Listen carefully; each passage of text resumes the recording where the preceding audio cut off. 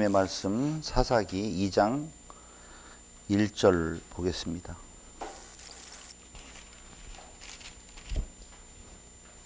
여호와의 사자가 길갈에서부터 복임으로 올라와 말하되 내가 너희를 애굽에서 올라오게 하여 내가 너희의 조상들에게 맹세한 땅으로 들어가게 하였으며 또 내가 이르기를 내가 너희와 함께한 언약을 영원히 어기지 아니하리니 너희는 이 땅의 주민과 언약을 맺지 말며 그들의 제단을 헐라 하였거늘 너희가 내 목소리를 듣지 아니하였으니 어찌하여 그리하였느냐. 그러므로 내가 또 말하기를 내가 그들을 너희 앞에서 쫓아내지 아니하리니 그들이 너희 옆구리에 가시가 될 것이며 그들의 신들이 너희에게 올무가 되리라 하였노라.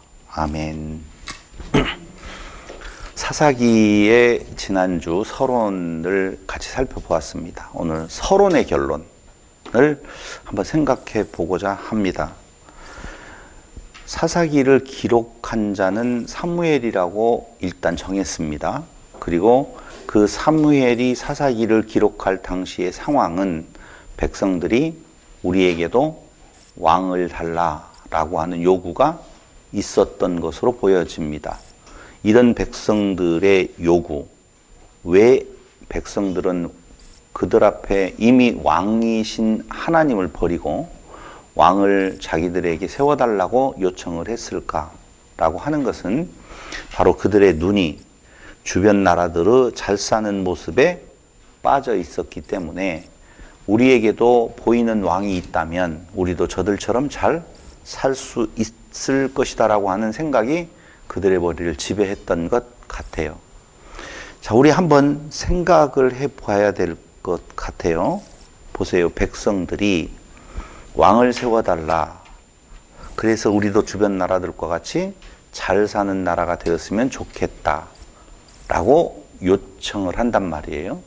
이스라엘이라고 하는 그 공동체의 정체성이라고 하는 것은 무엇을 먹고 무엇을 마시고 무엇을 입을까라고 하는 것, 거기에 정체성이 있는 것이 아닌데 이미 자기중심적인 사람들의 생각에서는 먹을 것, 마실 것, 입을까가 전체예요. 전부예요. 그래서 그들은 하나님께서 그들을 특별히 애굽에 종살이했던 자들을 선택해서 그들을 가나안 땅으로 가게 하셨던 목적이 분명히 있는데 그 목적하고는 전혀 다른 쪽에서 자기들의 안위가 우선순위에 있었기 때문에 먹고 마시고 입을 것에 풍요로운 세상이 올 수 있는 것은 바로 그들에게 보이는 왕을 세워달라는 것이었다. 그 말입니다. 그런 요구가 사사시대를 지나서 그 사사시대의 끝에 요구가 있었다는 거예요. 보세요. 역사는 도도히 흘러가고 있어요.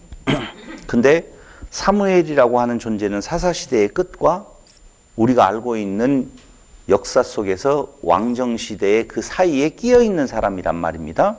그러니까 사사시대의 끝에 백성들의 그런 요구가 있어요. 요구가 있으니 사무엘은 그들에게 어떤 메시지를 전하고 싶었을 거예요. 그 메시지가 뭐냐면 하나님만이 우리에게 왕이시다. 그런데 너희가 지금 왕을 세워달라고 요구를 하고 있다. 그런데 그 왕을 세우는 것이 얼마나 위험스러운 일인 건가는 이미 모세오경을 통해서 충분히 이야기를 해놓았고 알고 있어요. 그런데도 불구하고 그런 왕을 세워달라고 하는 요구에 사무엘은 백성들의 요구에 의해 왕을 세우지만 안식의 땅에서, 안식은 히브리 말로는 샬롬 아니에요. 그러니까 안식의 땅이라고 하나님께서 약속을 해 주셨어요. 그러니까 안식의 땅에서 안식을 누리지 못하는 엔샬롬, 그러니까 샬롬의 땅에서 안식을 누리지 못하는 엔샬롬의 시기를 상기시켜 주는 거예요. 자, 저하고 눈으로 마주해서 이야기를 해야 돼요. 여기 중요해요. 오늘은 좀 중요한 이야기를 좀 하려고 그래요. 얼마만큼 많은 진도가 나가느냐가 아니라 중요한 이야기를 같이 지난번에 박성희 집사님이 좀 더 확실한 무슨 이야기를 해달라고 그러는데 도대체 어떤 확실한 이야기를 요구할까라고 생각을 하면서 이번 두 번째 시간을 그 생각을 하면서 중요한 이야기를 좀 해야 되겠다는 생각이 들어갔어요. 답이 될지 모르겠네요. 그러니까 원래 가나안 땅은 안식의 땅이에요. 샬롬의 땅이에요. 그런데 가나안 땅에 들어가자마자 백성들에게 찾아온 것은 샬롬이 아니라 엔샬롬, 안식이 깨어진 상태의 불안, 그 상태가 계속되어졌단 말이에요. 그러니까 왕을 세워달라고 하는 이스라엘 백성들의 요구에 야, 잘 생각을 해보자. 내가 왕을 세워주기는 할게. 그런데 우리가 이전 가나안 땅에 들어와서부터 시작을 해가지고 지금까지 너희들이 왕을 세워달라고 요구했던 가지 그 시기는 샬롬의 시기가 아니라 샬롬의 땅에서 엔샬롬의 시기를 지금 보내고 있었지 않느냐라고 하는 걸 상기시키는 거예요. 사사시대는 샬롬의 시기가 아니었었단 말이죠. 오히려 불안이 찾아왔었던 시기고 가장 좋은 샬롬은 어떤 샬롬이에요? 그것도 말이 좀 이상하네. 안식의 상태죠. 전쟁이 없는 상태. 그래서 샬롬의 시기를 이루었다라고 이야기할 때에 그 표준이 되어지는 것은 솔로몬 때예요. 다윗 때가 아니에요. 그러니까 그 샬롬의 시기를 잠깐 보여주기는 해요. 그러니까 전쟁이 없어. 전쟁이 왜 없느냐면요, 누가 덤빌 생각을 못해. 그래야지 전쟁이 없죠. 전쟁에서 이겼다는 것이 아니라니까. 지금 수없이 많은 전쟁들이 일어나는데 위정자들은 전쟁에서 이겼느냐 졌느냐라는 걸 따지지만 그 가운데 있는 백성들은 전쟁이 일어났다 하면은 진짜 피곤한 인생을 사는 거예요. 그러니까 대한민국의 가장 좋은 시기는 전쟁이 일어나지 않는 것이지 전쟁이 일어나서 이겼다라고 하는 시기가 아니라는 거예요. 그래서 평화는 전쟁이 없는 시기여야 되는데 그때의 그 사사시대는 전쟁으로 점철되어진 시기였었단 말입니다. 엔샬롬의 시기라는 거예요. 그렇다면 그 엔샬롬의 시기를 상기시키면서 사무엘이 하고 싶은 말은 이런 거예요.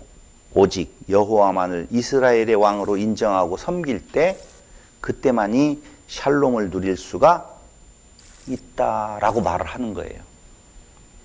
다시요. 샬롬의 시기는 여호와만을 우리의 왕으로 세울 때에 그 시기가 우리 앞에 놓여질 수 있다라고 하는 것을 가르치고 있는 것이 뭐라고요? 사사기라는 거예요. 그러니까 왕을 세우지만 그 왕이 진짜 우리의 왕이 아니라 봐봐, 사사나 아니면은 왕이나 똑같은 존재들이거든요. 사사는 영어로 말하면 저지, 재판관이라고 그랬어요. 그러니까 재판관이라고 하는 내용은요, 바른 재판관, 불의한 재판관이 아닌 바른 재판관은 약자들의 편이에요. 소외된 자들의 편이에요. 그래서 힘을 가진 자, 강자들이 지배하는 세계가 아니라 약자들을 보살피는 시기거든요. 그러니까 하나님을 왕으로 둔다라고 이야기할 때에 그때는 왕 앞에서 모든 자들이 다 평등한 부분이 되어져야 되는데 사람을 왕으로 세웠었을 때에는 위험성이 첫 번째에는 그 왕이 가장 높은 자리, 지배자가 될 확률이 높고 그 밑에 있는 또 다른 위정자들이라고 하는 자들이 가난하고 약한 자들을 돌보지 아니하고 그들을 지배하는 상태가 되어진다는 거예요.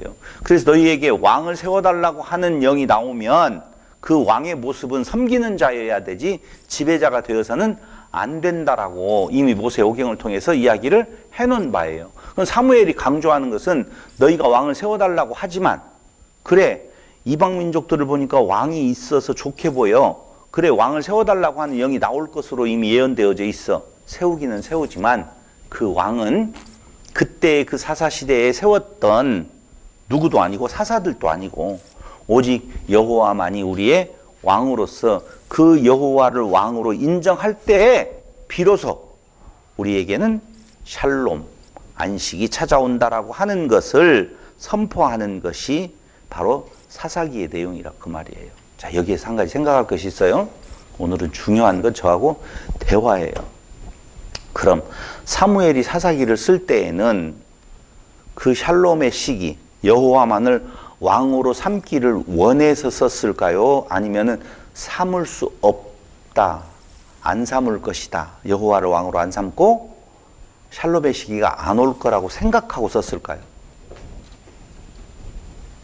안 올 것이다 라고. 그렇게 이야기를 하면 너무 신학적으로 많이 아는 거예요. 봐봐요. 사무엘이 이걸 사사기를 쓸 때 이렇게 안 될 거야 라고 쓰지는 않을 거예요. 너희는 어차피 내가 이렇게 쓰지만, 봐봐요. 하나님 여호와만을 섬기라고 그랬잖아요. 오늘 여호수아에서도 말을 하고 있고 모세오경에서도 여호와를 섬기라고 하는 이야기란 말이에요. 근데 여호와를 섬긴 적이 한 번도 없었다고 말하잖아요. 성경의 결론은, 구약의 결론은 너희들이, 이스라엘이 나 여호와를 섬긴 적이 없었다, 한 번도. 그럼 진짜 없었을까요? 그러니까 온전하게 섬긴 적이 없다는 말이지, 섬기려고 하는 모습은 분명히 보였을 거예요. 때때로 다 있을 거예요. 그럼 너희가 나를 온전하게 섬긴 적이 없었다라고 하는 결론을 먼저 놓고 보면 오늘 사사기를 쓴 사무엘의 시도도 의도도 다 무효로 돌아갈 거다.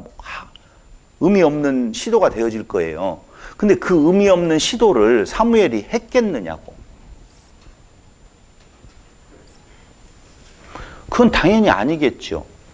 그런데 구약 성경의 전체를 놓고 보면 하나님이 우리가 알고 있는, 우리가 생각하고 있는 그 말의 표면적 내용으로 보면은 하나님의 말씀대로 되어지지 않았다는 것이 결론이잖아요.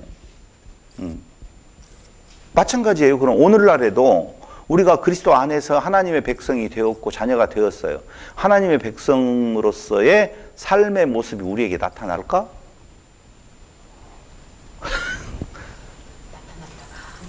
나타났다가 안 나타났다가 이렇게 이야기를 하겠죠. 결론은 뭐냐면은 여호수아, 예수스, 예수, 그가 가나안 땅에 집어넣었어요. 근데 거기로부터 시작되어진 이스라엘 백성들의 역사는 하나님을 배도하는 일이었었지 하나님을 섬기는 일이 아니었어요.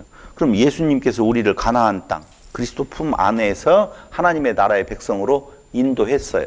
그럼 그 뒤에 우리의 삶은 하나님 여호와만을 섬기면서 살아가는 삶이 나타날까? 나타났다가 안 나타나다가, 만약에 안 나타난다라고 보면 그럼 우리의 삶은 뭐지? 생각할 수 있잖아요. 그냥 뭐 짐승 같은 삶을 살아가라고 오늘 신약 성경이 그렇게 많이 기록되어져 있느냐 이거예요. 혼돈되어지잖아요. 그게 아마 박 집사님이 질문했던 도대체 어떻게 살으라는 거예요. 삶의 현장, 실제적인 내용, 이걸 좀 이야기를 해줬으면 좋겠다라고 이야기하는데. 다양하게. 하여튼 다양하게 풀어볼게요. 어떻게 사는지 알아요. 오케이. 이스라엘, 여호와만이 이스라엘의 왕이심을 알려주려고 기록을 한 사무엘의 의도대로 이스라엘은 살아가지 않아요.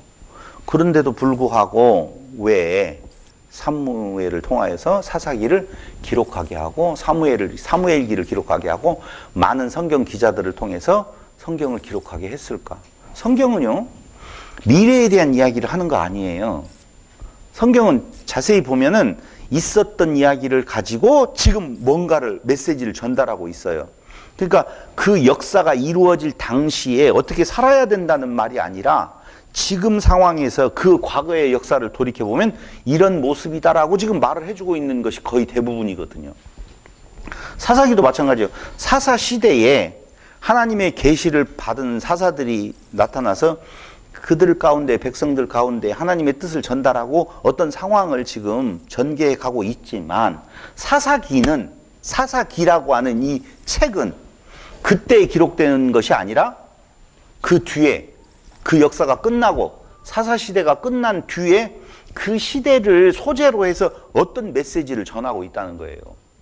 그 메시지가 아까 이야기한 대로 사무엘은 왕을 세워주지만 오직 그 안식의 땅에서 보낸 엔샬롬의 그 상황, 그 시기를 상기시키면서 여호와만을 섬겨야 된다라고, 우리가 지금 왕을 세우는 입장에 지금 와 있어요. 아주 중요한 시기예요. 그때에 왕을 세우지만 그 왕을 바라봐서는 안 된다. 그 왕은 저지, 재판관, 하나님의 뜻을 따라서 재판하는. 그래서 그 왕의 바른 모습으로서 완성으로서의 첫 번째 모습이 솔로몬이었었어요. 그래서 이 백성들을 너에게 무엇을 해줄까라고 물어볼 때 다른 건 다 필요 없습니다. 이 백성을 어떻게 잘 하나님 뜻대로 인도할 것인 건가, 지혜를 주십시오라고 하는 모습을 보여줬던 거예요. 그게 왕의 가질 자리고 사사들이 가질 자리고, 백성들은 그 손가락을 보는 것이 아니라 가리키는 하나님을 봐야 되는데 그 왕을 바라보더라 라고 하는 거예요. 다윗이 만약에 성전까지 지었으면 어떤 상태에 이르렀을까? 왜 하나님은 다윗에게 그 성전 짓는 걸 허락하지 않았을 건가? 라고 하는 내용 생각해 본 적 있으세요? 바울이 아직 상태가 아니라 그때는 다윗의 시대는 싸움의 시대잖아요. 그러니까 성전을 지었으면 그것도 무너질 수도 있었겠죠. 아, 싸움의 시대라. 그러구나. 어차피 무너질 성전이지만 봐봐요. 바울이 뭐 어떻게 설명을 하든 왜 바울에게 성전 짓는 걸 허락하지 않았을 건가가 제 질문의 의도예요. 사울이요? 다윗에게. 제가 뭐라고 그랬어요? 사울이라고 그랬어요? 바울이라고 그랬구나. 아니고 다윗에게 왜 성전 짓는 것을 허락하지 않았을 건가? 네 손에 피가 많다라고 하는 내용으로 이야기를 하잖아요. 근데 정확하게 말을 하면 바울에게 잠깐만요. 바울에게 하나님께서 삼층천을 보여줬어요, 하늘에. 근데 그걸 말하지 못한다는 거예요. 이유는요, 자기가 자고해질까봐, 교만해질까봐 라고 하는 내용이에요. 말을 못하겠다는 거거든요. 그런 거예요. 말을 하자면 다윗이 성전까지 지었다라고 보면 다윗은 자기도 모르는 사이에 높아짐의 끝에 정점에 가 있을 거라는 것이죠. 개인적인 안식도 있는 거네요. 개인적인 안식. 갑자기 무슨 이야기인지는 모르지만. 아까 안식에 대해서 얘기해서 개인적인 샬롬 상태.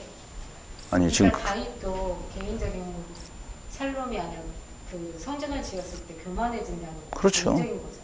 아, 그 이제 그 세세한 것은 알아서 풀어보고, 지금 내용은 하나님께서 다윗에게 그걸 허락하지 아니하시고 바울이 그 말을 못하는 내용 중에 하나는 하나님을 바라보지 아니하고 인간이 바라봄의 대상이 될 수 있다라고 하는 쪽에서 그걸 허락하지 않으신 거라니까요. 그럼 솔로몬이 성전을 졌어요. 솔로몬의 뜻대로 졌어요? 아니에요.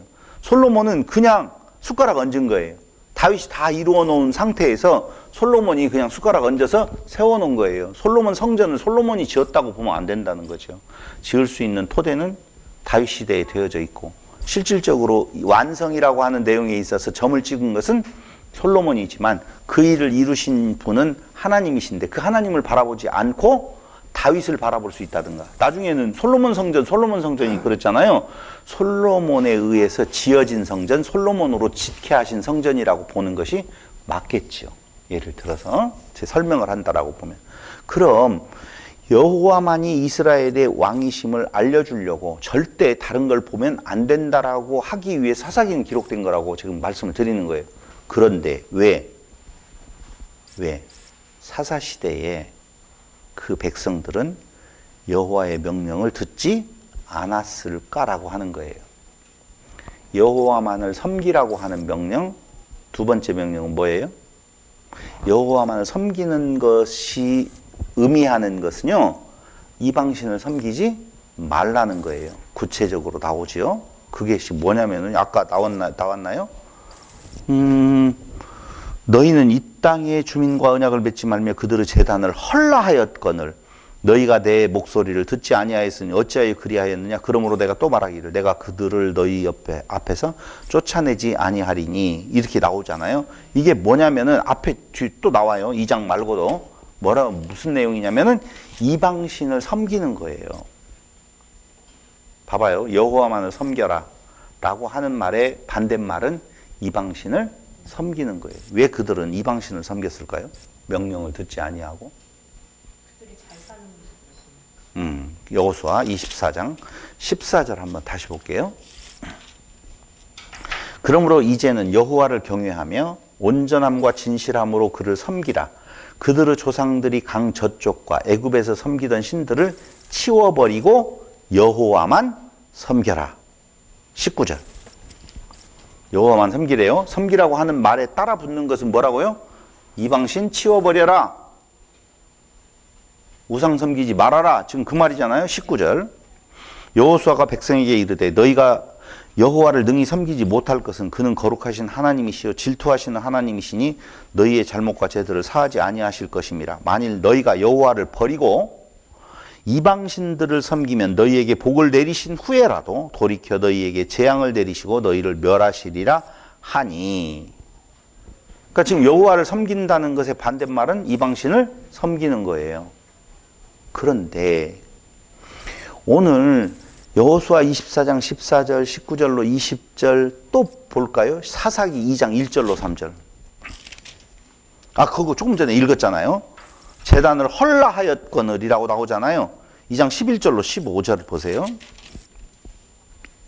이스라엘 자손이 여호와의 목전에 악을 행하여 바알을 섬기며 애굽 땅에서 그들을 인도하여 내신 그들의 조상들의 하나님 여호와를 버리고 다른 신들 곧 그들의 주위에 있는 백성의 신들을 따라 그들에게 절하여 여호와를 진노하시게 하였으되 곧 그들이 여호와를 버리고 바알과 아스타롯을 섬겼으며. 이게 나오잖아요 지금 계속. 그러니까 여호와를 섬기라라고 하는 것의 상황에서 그들의 잘못된 상태를 지금 계속 사사기 여호수아와 사사기에서 뭐라고 말하고 있어요? 이방신을 섬겼다는 거예요.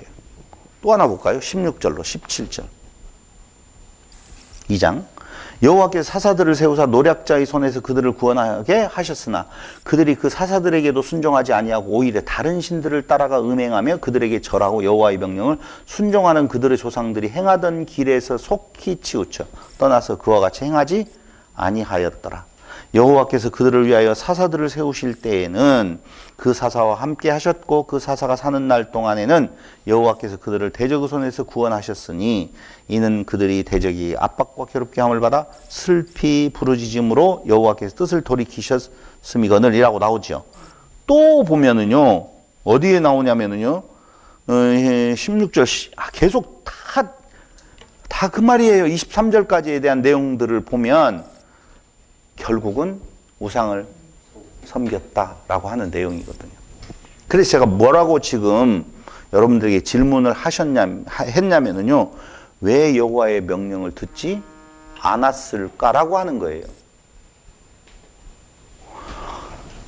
여호수아를 통하여서 가나안 땅에 들어가게 했어요. 여호와를 섬기고 우상 섬기지 말아라. 이방신을 섬기지 말으라고 그랬어요. 그런데 그들은 그 명령을 어겨요. 왜 그랬으냐 이게 불순종의 이유가 뭐냐는 거예요. 하나님보다 이것이 더 좋아 보이죠. 왜 좋아 보여요? 그렇죠. 사람은 끊임없이 자기중심적인 먹고 사는 문제에 침착해 있어요. 그래서 무얼 먹을까, 무얼 마실까, 무얼 입을까 플러스 자기의 인정 욕구가 거기에 개입이 되어져 있다는 거예요. 이게 하늘에까지 높아지자라고 하는 내용이거든요. 보세요. 우리는 어디에서 잘 알고 있냐면요. 에덴 동산에서의 뱀 사탄이라고 하는 존재를 알고 있어요. 그럼 에덴 동산의 뱀 사탄은 도대체 어떤 존재냐라고 하면은요. 이 내용으로 보면 그게 바로 우상이에요. 그게 이방 신이에요. 사탄이. 이방 신 사탄이라니까요. 그러면 사탄이 하는 일은 뭐냐면은요. 나를 높여주는 존재예요. 야, 너 하나님 될까 봐서 못 먹게 하는 거야. 그러니까 먹어 라고 하는 거예요. 뭘로 먹어? 선악을 아는 지식나무로 먹어. 그때 역사하는 성령은 무엇을 가리키고 있냐면은요. 나를 부인하게 하는 존재예요. 그러니까 악령과 성령, 사탄과 성령이 역사가 있었을 때에 그 가운데 끼어 있는 사람은 왜 그 악령, 사탄의 꾀임에 넘어가게 되어지느냐라고 하면 다른 거 없어요. 나 있음이라니까. 그러니까 나를 높여주는 것, 너는 생명으로는 먹지 마. 너가 없잖아 그 말이에요.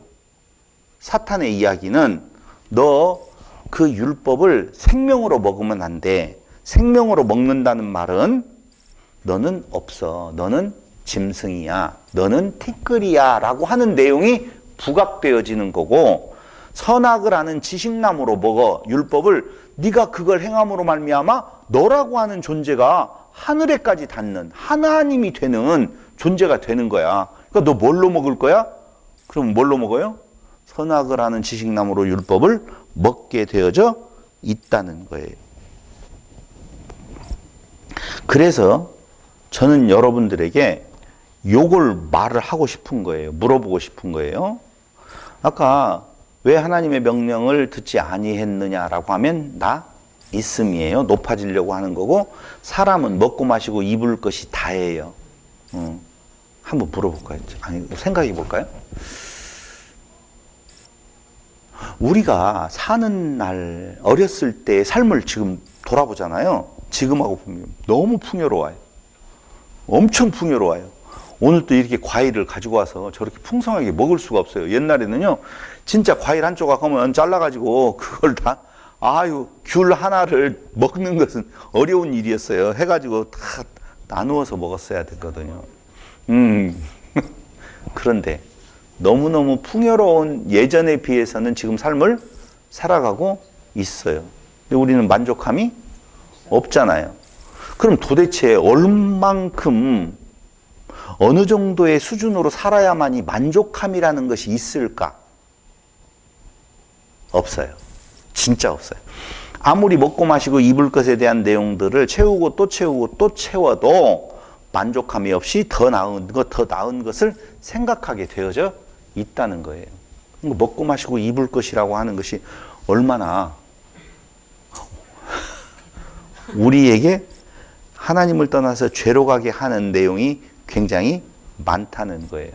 그게 자기 있음이에요. 이게 나를 중심으로 놓고 보면 나는 최고의 것에 최고에 도달해야 될 필요가 있다고 생각을 하는 거거든요. 만족감이 없어요. 사람을 보며 세상을 볼 때 만족감이 없었네. 근데 나의 하나님 누구를 볼 때? 그분을 볼 때 나는 만족하였네라고 하잖아요. 그러니까 하나님을 왕으로 삼고 만족함이 있어야 되는데 그렇게 안 되게 되어 있어서 그들은 결국 하나님을 섬기는 것보다는 누구를? 사탄. 조금 이야기했잖아요. 우상을 섬길 수밖에 없는 내용은 나를 자꾸 인정해 주거든요. 야, 너는 하나님이 될 수 있어. 너 그렇게 착한 일을 해서 너라고 하는 존재가 신의 존재까지 올라가는 것이 좋지 않겠어? 라고 하는 유혹을 계속적으로 주어서 그것을 통하여서 결국은 풍요로움이 있는 거거든요. 제가 조금 있다가 어떤 질문에 도달하게 되어지는데요. 그 전에 한 가지. 자, 이런 상태에 있을 때에 보세요. 이스라엘 백성들은 가나안 족속들을 다 진멸하고 쫓아내라고 했잖아요. 그죠? 쫓아내지 못했어요? 쫓아내지 않았어요? 않았어요. 근데 그렇게 말을 할 줄로 알았어요. 미안해요. 근데 제가 한 가지 사과해야 될 내용이 있어요. 그들이 전쟁이 싫어서, 싸우는 것도 싫어서 쫓아내지 않았다라고 제 생각을 했던 거예요. 그래서 그들은 이러한 상황에 놓이게 되었다라고 생각을 했었거든요. 근데 반대예요? 그게 아니었어요. 왜냐하면 성경을 보니까 그렇게 많이 나오는데도 불구하고 왜 그걸 놓쳤을까라고 하는 생각을 했어요. 그러니까 성경은 1장이 앞이고 2장이 뒤가 아니에요. 원인과 결과라고 하는 내용이 뒤바뀌어서 나올 수 있는데 왜 제가 갑자기 2장으로부터 시작을 해가지고 그들이 우상을 섬겼다라고 하는 내용으로 지금 많이 이야기를 했죠. 그 결과물이 무엇이냐면은 쫓아내지 못하게 하신 거예요. 아니, 저도 그 부분에 읽어서 알고 있어요. 방금 안 했다고 그랬잖아요. 쫓아내지 못했냐고, 쫓아내지 안 했냐고. 안 한 것이 아니라니까요. 못했다니까요.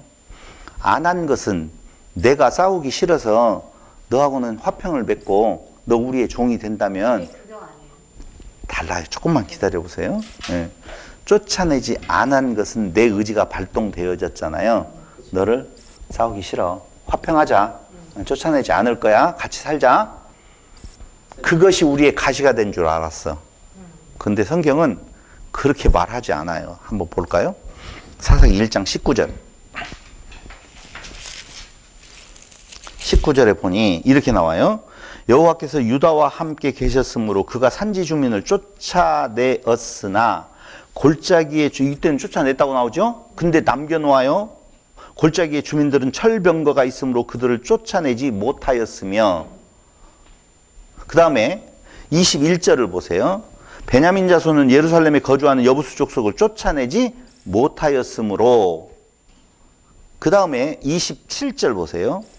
므낫세가 벳산과 그에 딸린 마을들의 주민과 다하낙과 그에 딸린 마을들의 주민과 돌과 그에 딸린 마을들의 주민과 이블르암과 그에 딸린 마을들의 주민과 무깃도와 그에 딸린 마을들의 주민들을 쫓아내지 못하매. 그 다음에 28절. 에브라임 게셀에 거주하는 가나안 족속을 쫓아내지 못하매. 30절. 스불론은 기드론 주민과 나할롤 주민을 쫓아내지 못하였으므로. 31절. 아셀이 악고 주민과 시돈 주민과 알랍과 악십과 헬바와 아빅과 르홉 주민을 쫓아내지 못하고. 32절. 그들을 쫓아내지 못함이었더라. 33절. 주민을 쫓아내지 못하고. 계속 나오죠. 그 다음에 이 내용들을 쭉 쫓아내지 못하였다고 나와요. 쫓아내지 않았다라고 말하지 아니하고 못하였대요. 그럼 해석이 그런 건가? 안 한 것을 못하였다고 그냥 표현하는 건가 하고 원어를 찾아봤더니 쫓아내지 못한다라고 하는 로, 아니다라고 부정부사예요.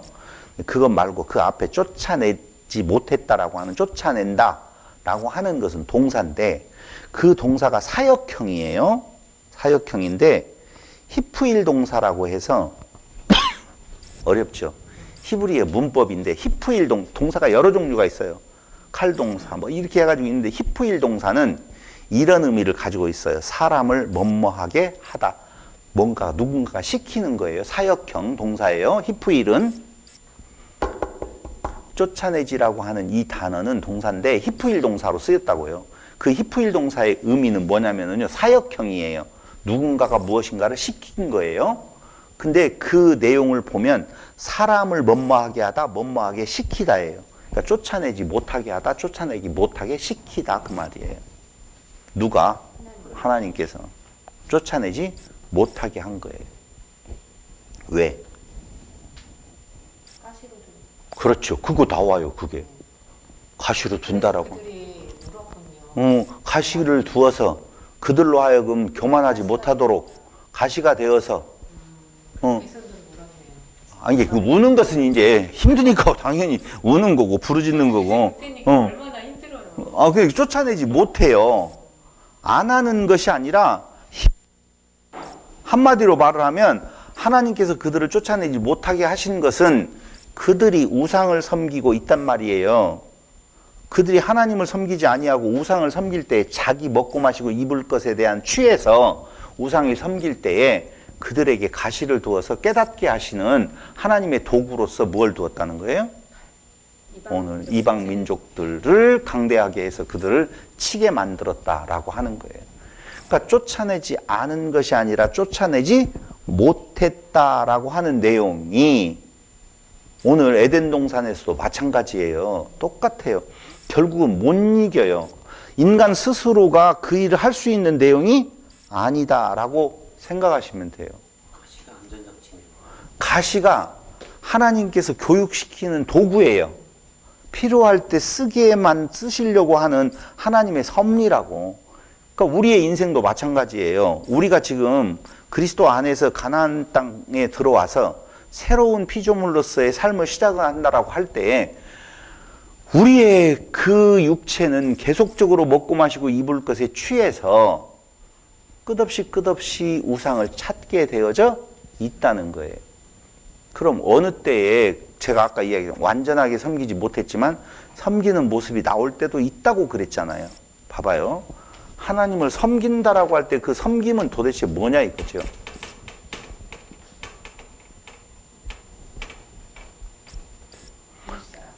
그렇죠. 그것밖에는 없어요. 진짜. 그러니까 이웃이 보이느냐 안 보이느냐라고 하는 이스라엘의 싸움의 역사를 쭉 놓고 보잖아요. 그러면 그것밖에 없어요. 이웃에 대한 내용이 내가 지배해야 할 대상인 건가 아니면 내가 보살펴야 할 하는 쪽으로 생각할 수가 있다는 거예요. 우상과 삶의 의미, 삶의 의미를 좀 생각을 해보면서 이게 이제 지난 시간에 질문했던 내용 중에서 우리의 구체적인 삶은 도대체 어떨 건가라고 생각을 했어요. 우상은요, 한마디로 말을 하면 자기의 투영이에요. 내가 잘 먹고 잘 살고 싶어요. 나밖에는 없어요.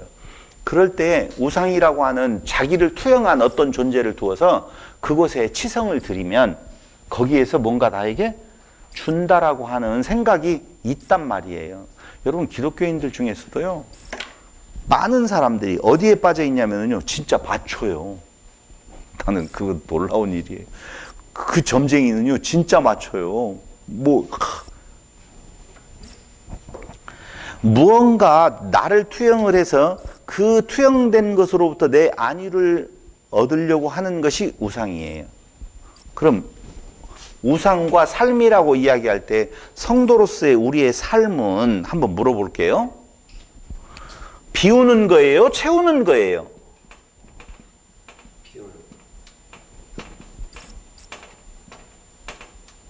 답은 그렇게 말을 할 수가 있잖아요. 분명히 우리의 삶이라고 하는 내용이 비우는 것이다라고 하는 것에 다 동의할 거예요. 근데 비우는 삶을 사는 것 같아요? 채우는 삶을 사는 것 같아요? 둘 다 하는 것 같아요. 둘 다 하고 채워지기도 하고. 아니 있는 것들이 비워지려고 많이. 제가요, 우리 아버님 돌아가신 연세를 생각을 해보니까 67에 돌아가셨어요. 제가 67이거든요. 지금 67에 우리 아버님은 돌아가셨어요. 그때 아버님 돌아가실 때 너무 빨리 돌아가셨다라기보다는 좀 아쉽다라고 하는 말들을 예전에는 60 넘어가서 70에 돌아가시면 그냥 그렇다라고 생각을 해요. 근데 우리 어머님이 지금 거기에 30년 더해서 살고 계시거든요. 그러면 그만큼 사셨으면 많이 사신 거예요? 적게 사신 거예요? 죽을 때가 된 거예요? 아직 죽으면 안 돼요? 왜 이렇게 말을 못해요? 힘들어 하시는구나. 우리 부모님이랑 사셨으니까. 봐봐요. 100살이라고 하는 내용을 정해놓고 우리는 비우면서 살아가는 거잖아요. 근데 끝없이 안 죽었으면 좋겠어요. 나이를 채웠으면 좋겠어요. 생명 연장의 꿈이 계속 이어졌으면 좋겠다고 생각을 해요. 제가 처음에 이야기를 할 때 그랬잖아요. 우리의 삶이 예전의 삶에 비해서 굉장히 풍요롭거든요. 근데 만족함이 없어요. 그만큼 살았으면 됐다, 엄청나다라고 생각하지 않아요. 계속적으로 지금도 채우고 있어요.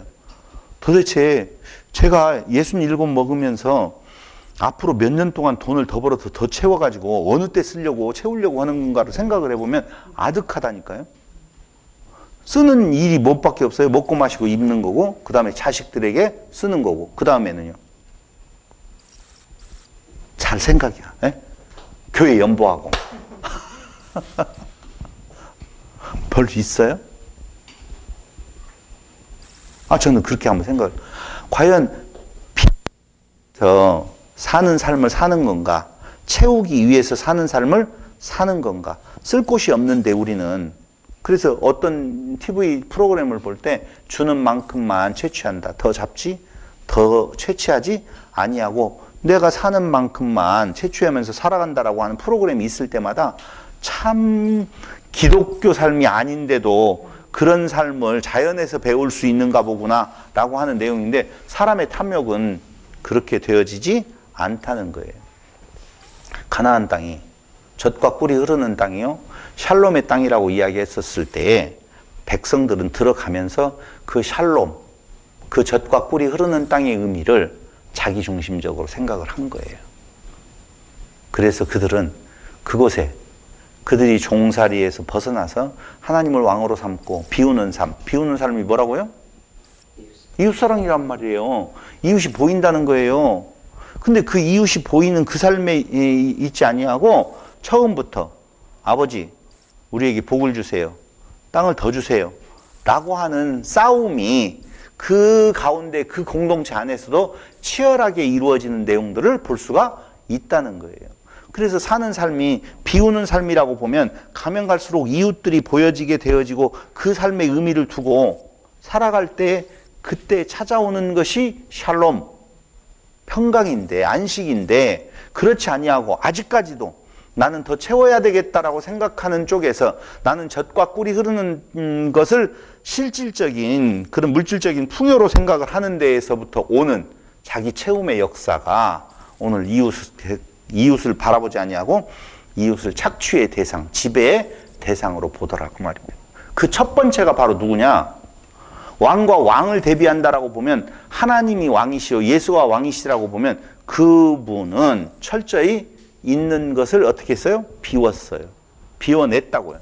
그런데 그 이스라엘의 왕들을 놓고 보면 그 왕들의 모습 속에서는 철저히 채우는 삶을 살아가는 모습들을 볼 수가 있었다는 거예요. 왕이 채우면 백성들은 궁핍하게 되어져 있어요. 왕이 자꾸자꾸 비우면 백성들은 풍요롭게 되어져 있다고요. 그럼 우리는 왕 같은 제사장으로서 우리의 삶의 안식은 비울 때 오는 것인데 그게 그렇지 아니하고 우상이라고 하는 내용이 지금 우리가 언제 불상 같은 것을 세워놓고 거기다 섬기는 거 아니잖아요. 우리에게 있어서 진짜의 우상은 바로 뭐냐? 채우려고 사는 삶이 우리의 우상이 되어져서 이웃을 바라볼 수 없는 상태가 되어진다는 거예요. 그때 하나님은 이웃들 쫓아내지 못하게 해서 그들로 가시가 되게 하고 그 가시가 되어졌을 때에 비로소 자기를 보게 만들어요. 그 자기가 보여질 때에 누구를 보내줘요? 사사들을 보내주어서 그들에게 그 상태에서 해방되게 되어지는데 아니에요. 그렇게 됐으면 진짜 하나님만이 우리의 사사요. 우리의 재판관이 되는구나. 재판의 의미는요. 그런 거 말씀드렸잖아요. 재판은 약자를 위해서 있어요? 강자를 위해서 있어요? 약자들을 위해서 있는 거거든요. 근데 오늘날 세계의 재판은 약자들을 위해서가 아니라 강자들을 위해서 존재하는 것이 되어졌단 말이죠.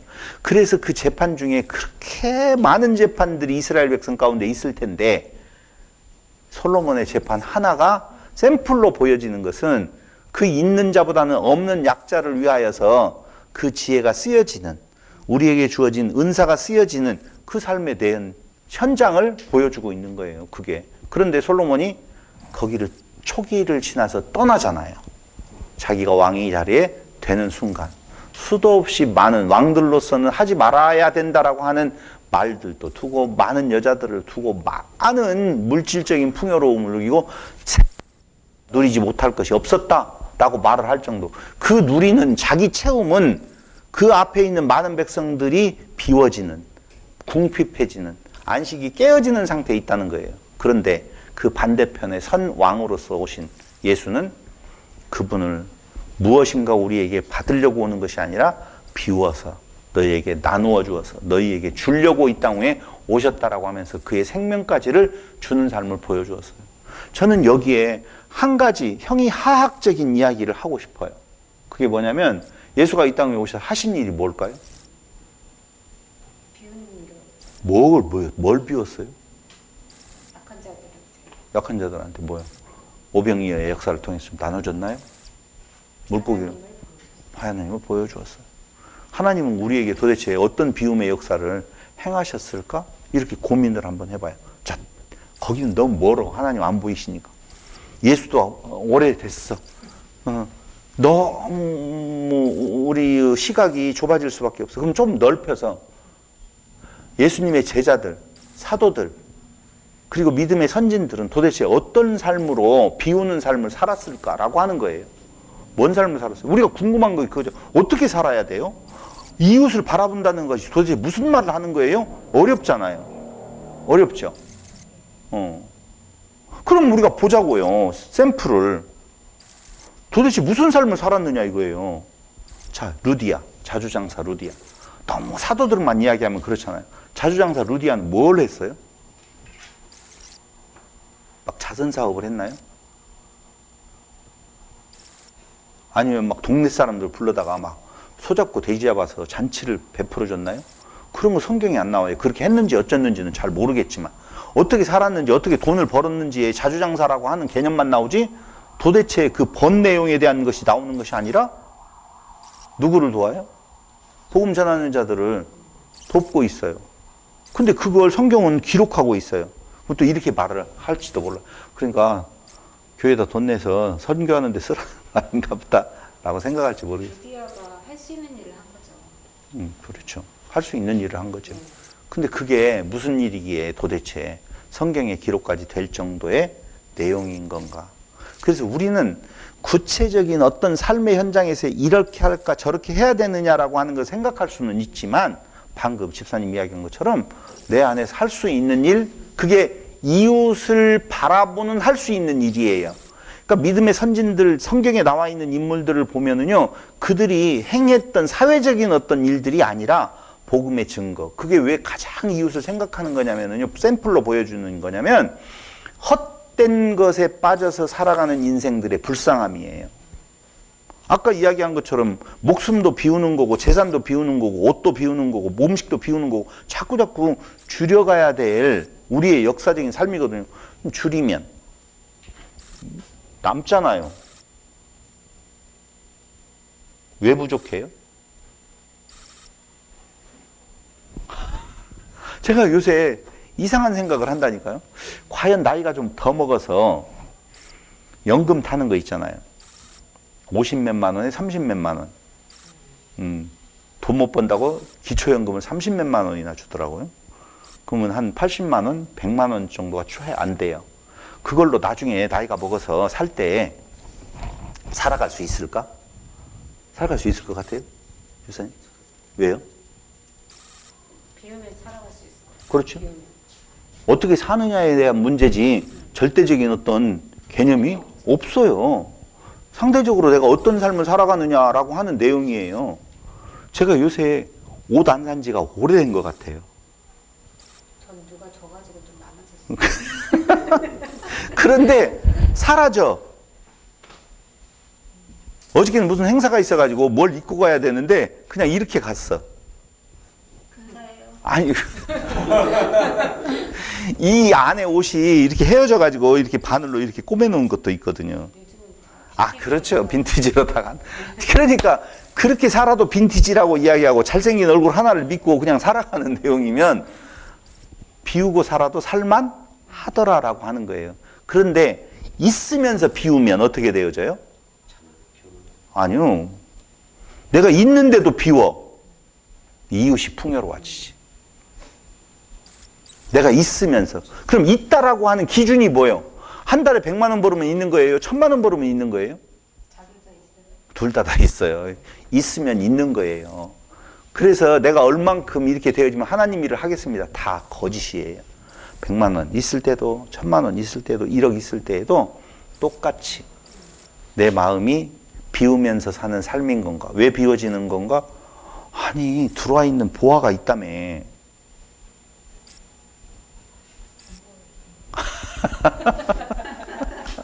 그 말이 정답이네. 하나님께서 주신 은혜가 있다며. 그래서 새해 복 많이 받으세요라고 인사하지 말자고 예전부터 제가 이야기했잖아요. 어떻게 인사하자고요? 받은 복 세어봅시다. 받은 복 세어봅시다. 그런데 받은 복이 물 먹고 마시고 입을 것에 대한 내용으로 생각되어진다면 채워도 채울 수 없는 욕망의 바다라고 이야기를 하고, 근데 그 받은 복이 먹고 마시고 입을 것이 아니라 우리의 영원한 생명에 있다라고 보면 그것이 채워진 내 마음에서 있는 모든 것들은 다 넘쳐나는 것으로서 이웃을 보게 되어진다. 가장 넘쳐나는 것은 생명의 말씀, 생명의 복이잖아요. 모든 사람들이 다 죽음을 향하여서 두려움과 떨림으로 가고 있는데 우리는 그 생명의 가치가 우리 안에 있어서 이미 채워져 있잖아요. 그럼 그걸 나누어 주는 것은 너무 당연한 거 아니겠어요? 그래서 생명이 있습니다. 주 안에 영원한 생명이 있습니다라고 말하는 거 나누어 주는 것이고, 그거 말고도 또 남는 것이 있다라고 보면 남는 거예요. 차주장사 루디아도 마찬가지예요. 자기가 더 쓰려고 맘먹었으면 이웃을 보지 아니하고 자기 가족 봤다라고 보면은 어디에다 그걸 쓰겠어요? 못 쓰죠. 근데 피와 그 삶이 바로 무엇인 건가? 오늘 하나님을 왕으로 삼고 살아가는 존재들은 하나님의 그 섬김에 의해서 하나님 섬긴 거예요. 이스라엘 백성들은요.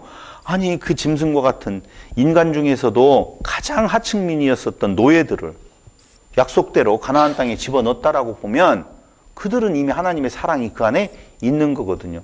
그 사랑 안에서 하나님만 섬기고 살아가면 되겠지만 아니에요. 더 채우고 싶은 욕망이 그들 안에 있어서 그들에게 너희들이 그 좋아하는 것으로 너희에게 가시를 삼겠다라고 하는 의미에서 이웃을 바라보지 아니하고 그들이 살아가고 있었을 그때에 이방 족속들을 강성하게 해서 그들을 괴롭히게 만들고 그 괴롭힘 자체의 뜻이 있는 것이 아니라 돌이켜서 하나님의 은혜 안에 생각나게 하고 그래서 우리에게도 마찬가지예요. 형통한 날과 곤고한 날을 같이 두어서 교만하지 않고 자만하지 않도록 살아가게 하시는 거예요. 그 삶이 오늘 왕을 세워달라고 하는 왕을 우리에게 달라고 하는 이스라엘 백성들 앞에 사사기를 통하여 사사시대를 다시 한번 상고해 보면서 왜 안식의 땅에서 엔샬롬 불안 그 시기를 살았던 건가라고 하는 걸 상기시키면서 우리는 왕을 너희가 세워달라고 할 때 그게 진짜 왕이 아니라 하나님만이 여호와만이 우리의 왕이시다. 우리에게는 예수만이 우리의 왕이시다라고 하는 것을 알려주는 거예요. 다 질문 하나 있어요. 거기서 안 끝낼게요. 질문 하나 있어요. 그 사사기를 기록한 뒤에 사무엘은 다시 사무엘기를 기록하잖아요. 사무엘기는 왕의 시대까지 가기까지의 어떤 역사를 그려내고 있잖아요. 부정이에요? 긍정이에요? 열왕기는 완전한 부정이에요. 그렇잖아요? 사무엘기는 그쪽으로 연결시켜주는 것이잖아요. 그런데 우리는 열왕기까지 가서 보면 결국 그 염려한 대로 되어져 버려요. 그렇잖아요. 그런데도 그걸 뭐라고 말을 해요? 성경이라고 말을 하거든요. 왜요? 그런 존재. 그게 바로 오늘 진정한 왕을 기다리는 그 당시에는 이렇게 착각하면 안 돼요. 사무엘기를 기록하고 열왕기를 기록한 기자들이 야 틀림없이 예수가 올 거야 라고 하면서 그걸 쓴 것은 아니에요. 그때의 상황에서 너희는 여호와만을 왕으로 섬겨야 된다라고 하는 그런 절박한 심정에서 그렇게 섬겨야 되라고 말을 한 거예요. 되라고. 마찬가지예요. 모든 성경의 기자들이 그런 의미로 써요. 근데 그것들이 그렇게 안 되어졌는데도 성경으로 남아서 우리에게 전달되어지는 것은 그 완벽한 왕으로서의 모습을 가리키는, 소망하게 되어지는 그것이 오늘 우리에게 진짜 성경이 되어진 거라고요. 그러니까 우리도 마찬가지예요. 보세요. 완벽하게 하나님을 섬길 수 있다 없다? 없다가 정답이겠죠. 그러나 섬기는 모습들이 중간중간에 나와요. 그게 바로 이웃을 바라보는 거라고 그랬어요. 여호와를 섬긴다는 것이 도대체 뭐예요? 아니 난 정말 이해가 안 가. 여호와를 섬기래. 이스라엘이 여호와를 섬기지 않았대. 뭘로 평가한 거예요? 이웃을 바라보는 지금. 바라보지 않고 자기중심적인 우상을 통해서 자기를 채우려고 하는 부분이 있었다는 거예요.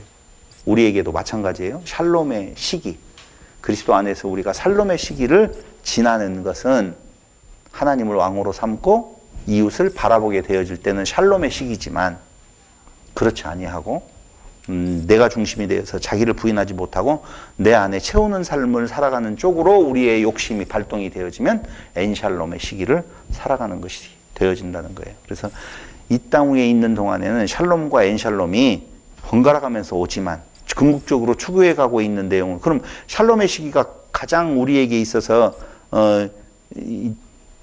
뭐라고 할까요? 지박적으로 우리에게 임할 때에는 하나님의 사랑 그리스도의 사랑이 우리에게 넘쳐날 때 이웃을 바라보게 되어지는 것으로 가는 거고 그것이 깨어지면 하나님의 사랑이 자꾸자꾸 흐릿흐릿하게 되어지고 영원한 생명에 대한 내용들이 가물가물하게 되어질 때에는 자기 욕심이 발동이 되어서 이웃을 오히려 이웃의 것을 내 것으로 만들려고 하는 채우는 삶을 살아가게 되어질 때 그건 엔샬롬의 시기가 될 거다라고 하는 겁니다. 오늘 우리에게 있어서 샬롬의 시기, 하나님의 사랑, 그리스도의 사랑이 넘쳐나는 성도들이 되시기를 바라면서 말씀 마칩니다. 기도드리겠습니다. 고마우신 사랑의 우리 아버지 하나님, 비우는 삶을 살까 채우는 삶을 살까 라고 하는 논쟁에서 우리 스스로가 어찌 할 수 없음을 고백합니다. 오직 그 사랑에 겨워 그 하나님의 사랑으로 말미암아 영원한 생명의 소망이 있었을 때 이웃이 보여지는 이 아름다운 순간순간들이 우리에게 채워지기를 간절히 바라오며 예수님의 이름으로 기도드립니다. 아멘.